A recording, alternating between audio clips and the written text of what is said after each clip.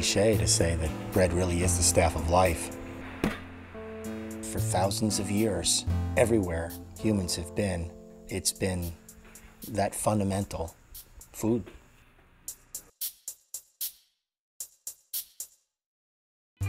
I'm Don Lewis, and I am the owner and operator of a local food restaurant and local food store here in Clinton Corners, New York.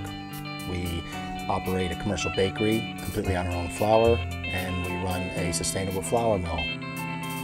This sustainable project came about 12 years ago. I met this farmer out in Earnhardt. He had his little mill running and he had some flour, and he said, well, here, you're a baker, maybe you can do something with this. And I stuck my hand in it, and I just realized there was so much of a difference in it. The way it felt, the way it smelled, the way it tasted. Right away, I started to think that, well, this is the way it was. This valley started growing grains in the 1600s. During the Revolutionary War, it was the bread basket of the United States. This area was producing the best quality wheat for bread in any of the colonies. Martha Washington, when her and George moved to Virginia, she had to have grain shipped from here down to there so she could get a decent loaf of bread. This whole Hudson River Valley is riddled with mill sites from 150 years ago. And they were all milling local grains. That all disappeared. Returning grains for human consumption to the valley, I'm excited about that, but to change the way people think, even get them to think about where their food comes from or where their services come from. And this is one of the reasons why I started baking with local ingredients, was that I understood that it had to be in people's stomachs in order to understand the concept. Digestion has a lot of comprehension in it. It started really in the farmers markets in New York for me.